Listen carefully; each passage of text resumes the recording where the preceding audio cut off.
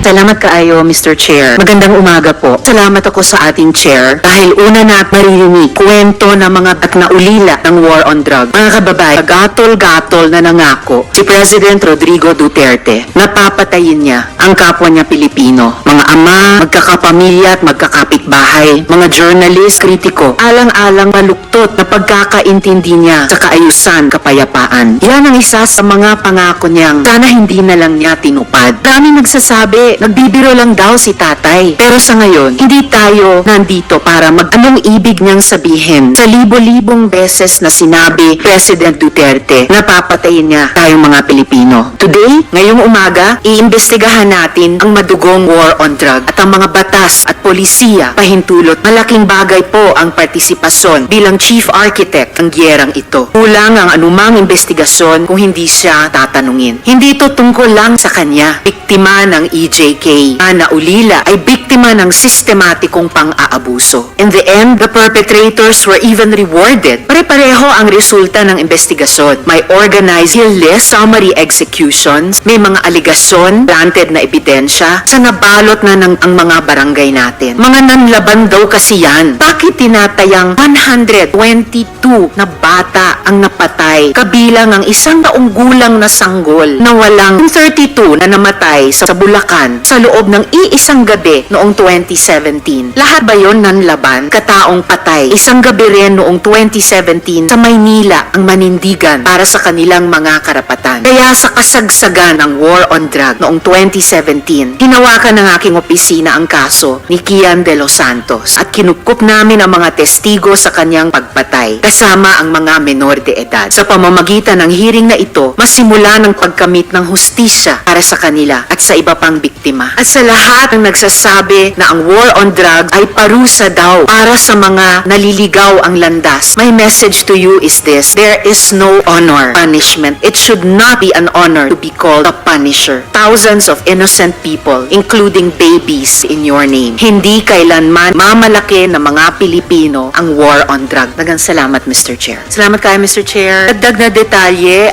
Christina, sino naman po yung pulis may-ari ng kotse na nililinis nyo para malinis yung dugo? Marlon Olaco at Sir Baste. Ano pong apelyido ni Sir Baste? Si Marlon Olaco ba ay pulis at si Sir Baste ay peho pong pulis? Mr. Chair, kung pwede lang quickly matanong yung PNP resource persons natin kung yung Marlon Olaco at yung Sir Baste. Salamat, Father. So, Mr. Chair, kung maaring maimbita din po sa susunod na hearing si Dr. Fortune. Salamat. Please stay on in the hearing, Father. Nagnatanong pa sa inyo in the course of the other. The Chair would like to call on Attorney Jokno to make the presentation capacity as the Chair of the Free Legal Assistance or FLAG Committee. Understand, have with you a survivor extrajudicial killing. So kung maaari, isama nyo rin po yung kwento niya sa inyong presentation. Attorney Chel, I'll be asking follow-up questions after all the, I think may binanggit po si former Chief PNP Archie Gamboa, at least tatlong importante. Una, talagang kakaiba yung sa militar or even the PC, list of targets, at saka yung use ng word na neutralization. Iba talaga sa context ng kanilang dating counterinsurgency operations ng PC, ng AFP,